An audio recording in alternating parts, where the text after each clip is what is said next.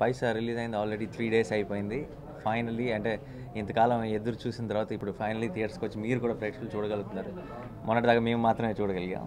So చాలా చాలా హ్యాపీగా ఉంది. నార్మల్గా అదే ఫస్ట్ డే కొంచెం మిక్స్డ్ రివ్యూస్ వచ్చేటప్పుడు కొంచెం టెన్షన్ పడ్డాం.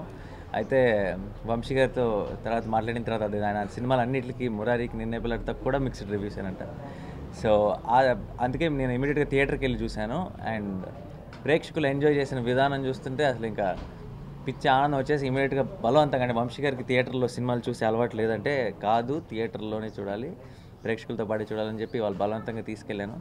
అండ్ ప్రతి సీన్కి ప్రతి చోట వాళ్ళ రెస్పాన్స్ చూస్తుంటే వాళ్ళ క్లాప్స్ చూస్తుంటే ఇన్ని రోజులు వెయిట్ చేసినందుకు ఇన్ని రోజులు డిలే అయినా సరే ఎంత కష్టపడినా సరే సినిమాకి దాని అంతటికి ప్రతిఫలం దక్కింది అనిపించింది. ప్రస్తుతం ఈ సెలబ్రేషన్లో నెక్స్ట్ వీకెండ్ ఎప్పుడో ఒక చిన్న టూర్ కూడా ప్లాన్ చేద్దాం అనుకుంటున్నాం. ఎందుకంటే పర్టికులర్గా పైసా లాంటి ఫిల్మ్ చూసిన వాళ్ళు చెప్పేది వినే కంటే కూడా వాళ్ళతో పాటు చూస్తున్నప్పుడు ఉండే కిక్ అసలు వేరే లెవెల్లో ఉందని అర్థం చేసుకున్నాం. సో ఎప్పుడు ఈ ఛాన్స్ రాదు రెగ్యులర్గా. సో వీ వాంట్ టు ప్రతి చోటుకి వెళ్ళి ప్రతి ఊరు వెళ్ళి ప్రేక్షకులతో పాటు వాళ్ళతో పాటు కలిసి కూర్చొని చూడాలని అనిపించింది. అందుకని ఇవాళ ప్లానింగ్ స్టార్ట్ చేశారు. మోస్ట్ ప్రాబ్లీ నెక్స్ట్ వీకెండ్ కానీ ఎప్పుడైనా సరే ఒకసారి ఆంధ్రప్రదేశ్ అంతా ఒక టూర్కి వెళ్దాం అనుకుంటున్నాం. So thank you so much.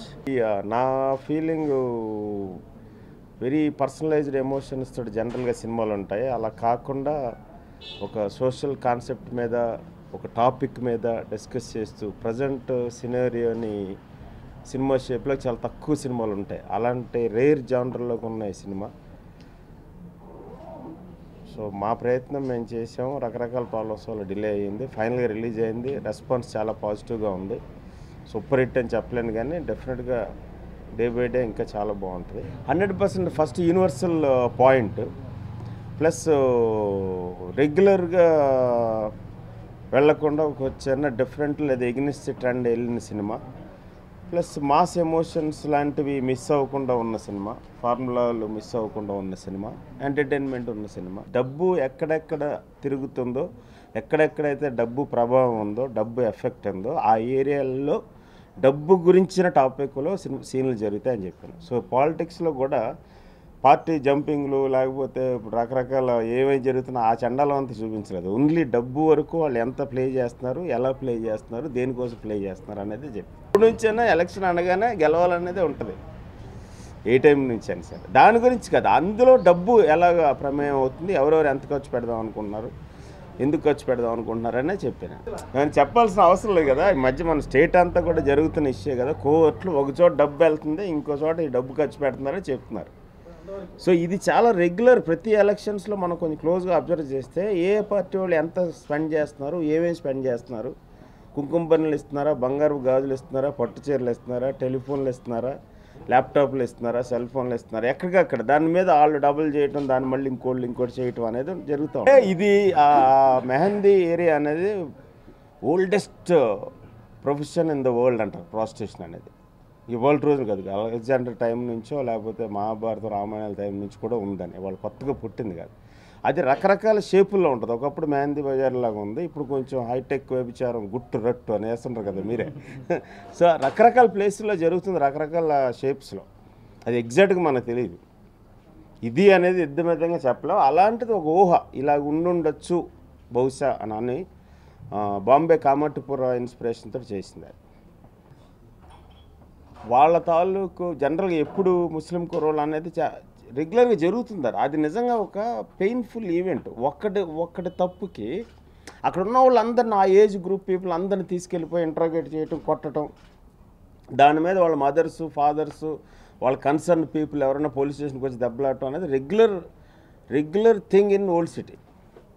So దాన్ని టచ్ చేయడం జరిగింది తప్ప పొలిటికేషన్ ఓవైసీని గురించి కమెంట్ చేయడానికి కాదు. ఇప్పుడు కూడా చెప్తున్నాను కదా, ఇప్పుడు ఎప్పుడైనా టాపిక్ గురించి నక్సలిజం, సింధూరం నక్సలిజం అనేది టాపిక్, ఖడ్గం అనేది టెర్రరిజం అనేది టాపిక్, పైసాలో మనీ అనేది టాపిక్, పాలిటిక్స్ కాదు. పాలిటిక్స్ కానీ వచ్చే కంపల్సరీ చెప్తాను, ఆ ప్రాబ్లం లేదు. కానీ నేను పాలిటిక్స్ మీద సినిమా తీయట్లేదు. సో రాంగ్ కలర్ ఇవ్వకూడదు.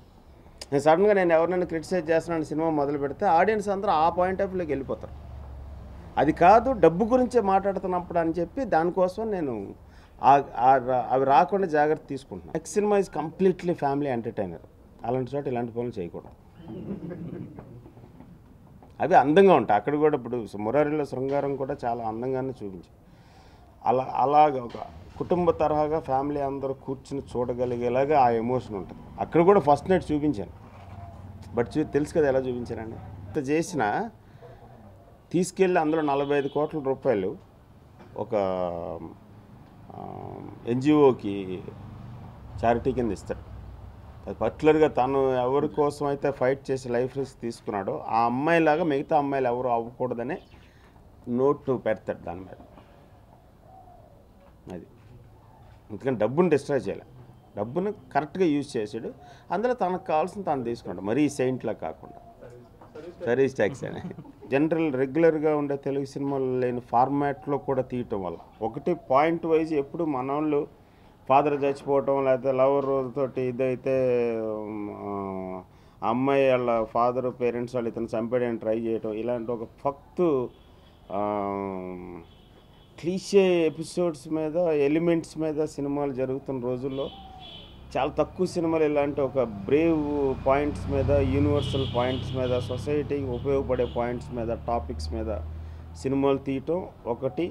సెకండ్, దాన్ని చాలా కొత్త ఫార్మాట్లో మనోళ్ళు అలవాటైన ఒక ఫార్మాట్లో కాకుండా కొత్త ఫార్మాట్లో ట్రై చేయటం, కొత్త మ్యూజిక్తో ట్రై చేయటం, కొత్త కలర్స్తో ట్రై చేయటం వల్ల నేను ప్రతి సినిమాకి ఏది ఫేస్ చేసిన. అందుకని నేను పెద్ద కంగారు పడలేదు రిలీజ్ రోజు నావు అని అంటా ఉంటాను. సడన్గా జర్క్ ఉంటుంది, ఆ జర్క్లో అర్థం చేసుకోవాలనుకున్నవాడు అర్థం చేసుకుంటాడు. కొంతమంది ఫిల్మ్ ఇండస్ట్రీ పీపుల్ జనరల్గా నేనైనా వేరే సినిమాకి అదే చేస్తాను, ఇమీడియట్గా జడ్జ్మెంట్ పాస్, ఏం లేదు సెకండ్ హాఫ్ చండాలంగా ఉంది, లేదా క్లాస్ ఫిల్ము లేదా అదిగా ఉంది ఇదిగా ఉందని. అలాంటివి కొన్ని వచ్చినాయి.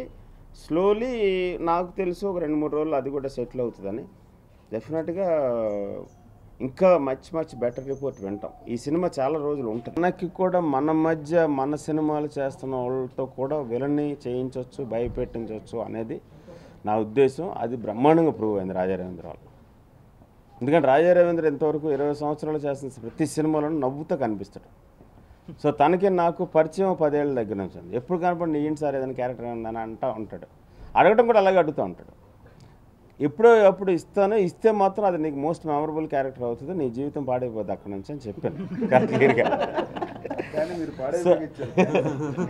So quiet contrast.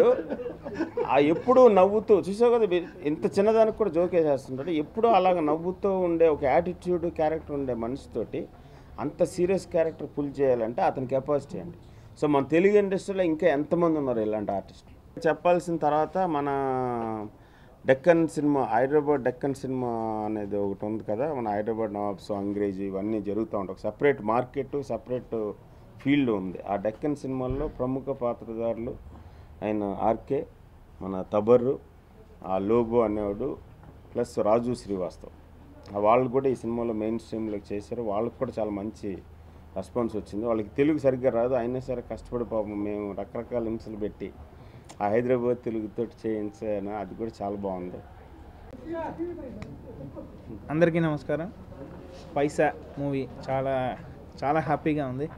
మంచి హిట్ టాక్. అన్ని ఊర్ల నుంచి ఫోన్స్ వస్తున్నాయి, చాలా మంచి రెస్పాన్స్. అందరూ ఇందాక సార్ వాళ్ళు చెప్పినట్టు, నాని గారు చెప్పినట్టు సెల్లార్ సీన్కి అసలు చాలా మంచి రెస్పాన్స్. అండ్ ఫస్ట్ టైం అంటే బ్యాక్గ్రౌండ్ స్కోర్ గురించి ఇంత బాగా అంత రివ్యూస్ అంతా కూడా రాశారు. చాలా హ్యాపీగా ఉంది ఈ మూవీ. నేను అనుకున్న దానికన్నా మంచి పెద్ద హిట్ అవుతున్నది, అలానే ఇంకా అవుతుంది కూడా. అందరూ ఎవరు పట్టినా కూడా మినిమం 50 days 100 days మూవీ అంటున్నారు.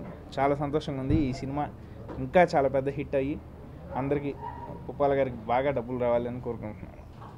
నేను పేరు అక్బర్ బిన్ తబర్, హైదరాబాదీ ఆర్టిస్ట్. ఈ సినిమా సూపర్ హిట్. మా ఆల్ హైదరాబాదీ ఆడియన్స్, మా ఫ్యాన్స్ మొత్తం సినిమా చూడండి హ్యాపీ. అరే बहुत अच्छा काम किए, is a very nice character. మా థ్యాంక్స్ కృష్ణవంశీ సాబ్.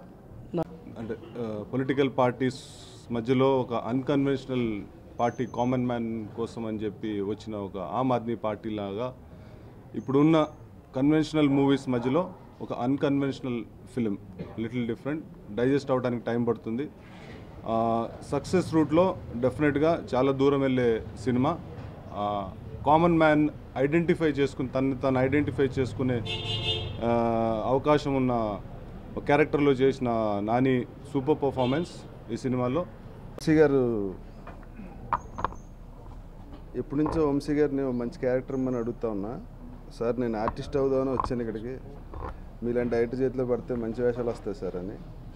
తమిళ్లో కూడా మంచి వేషాలు వేసాను సార్, తెలుగులో నాకు అవకాశం ఇప్పించమని అడుగుతుంటే నాకు ఛాన్స్ వచ్చినప్పుడు నేను ఇస్తానని చెప్పారు. అలాగే ఆయన ఇచ్చిన ప్రామిస్ ప్రకారం ఈ సినిమాలో ఒక ఎక్స్ట్రాడినరీ క్యారెక్టర్ చేయించారు. డబ్బింగ్ చెప్పినప్పుడు స్క్రీన్ ప్రజెన్స్ చూసి నేనే షాక్ అయ్యాను. ఆయన అటువంటి ఎక్సలెంట్ షార్ట్స్ తీశారు. ఇప్పుడు చూసిన వాళ్ళందరూ కూడా సినిమా చూస్తే భయం వేస్తుంది అంటున్నారు. ఇంత మంచి క్యారెక్టర్ ఇచ్చి మరి ఇవాళ నా కెరీర్లో చాలామంది ఫోన్ చేసి చాలా బాగుందని చెప్తున్నారు. చాలా రోజుల తర్వాత నాకు ఆర్టిస్ట్గా ఇటువంటి ఫోన్లు రావటం, అలాగే మిగిలిన ప్రొడ్యూసర్లు కూడా డైరెక్టర్లు కూడా ఒక మంచి వేషం ఉంటే ఒక తెలుగు ఆర్టిస్ట్గా నేను ఎంకరేజ్ చేస్తారని.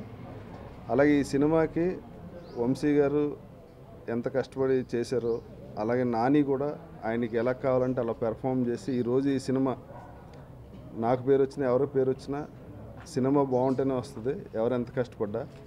ఇవాళ మామూలుగా ఒక ప్రొడ్యూసర్గా ఈరోజు నేను చాలా ఆనందంగా ఉన్నాను. ముఖ్యంగా ఒక విద్యార్థి పరీక్ష రాయడానికి వెళ్తూ ఉంటాడు, ఎన్నో టెన్షన్స్, ఎన్నో అడ్డంకులు. ఆ రిజల్ట్ కోసం వెయిట్ చేస్తున్నప్పుడు సడన్గా ర్యాంక్ వస్తే ఎలా ఉంటుందో అలానే ఈ చిత్ర విజయం అంత గొప్ప విజయాన్ని సాధించింది. ప్రతి ఏరియా నుంచి కూడా మంచి కలెక్షన్స్ వస్తున్నాయి. మీరు బుక్ మై షో చూసుకున్నట్టయితే 4.1 రేటింగ్ తోటి సినిమా నడుస్తుంది. సీడెడ్ ఆంధ్ర మరి నైజాంలో చిత్రం చాలా ఇదిగా ఉంది. ముఖ్యంగా ఈ చిత్రం నిర్మించడానికి నిజంగా నేను చాలా కష్టపడ్డాను. ఎందుకు కష్టపడ్డానంటే క్వాలిటీ ఎక్కడ దెబ్బతినకూడదు, ఎక్కడ దేనికి వెనకాడకూడదు. ఏదైనా సరే ఈ సినిమాలో ఒక క్వాలిటీ రావాలా, మంచి సినిమా కావాలనే ఉద్దేశంతో మరి నేను కృషి చేసి ఎక్కడ కూడా వెనకాడకుండా ఈ సినిమాని ముందుకు తీసుకొచ్చాను. చివరిలో కొన్ని అడ్డంకులు సృష్టించడానికి కొంతమంది ప్రయత్నించినప్పటికీ కూడా ఈ సినిమాని ధైర్యంగా రిలీజ్ చేయగలిగినందుకు నాకు చాలా ఆనందంగా ఉంది. ముఖ్యంగా మన వంశీ గారి డైరెక్షను, ఆయన కూడా చాలా కూల్గా, ఎంత లేట్ అయినా కూడా ఆయన బాగా అట్రాక్ట్ అయిపోయాను ఆయనతోటి. అదేవిధంగా మా హీరో గారు నాని మరి ఈ సినిమా రిలీజ్ కావడానికి కొంత ఇబ్బందులు వచ్చినప్పుడు కూడా ఆయన ప్రశాంతంగా ఉన్నారు. ఈ సినిమా బాగా నటించాడు.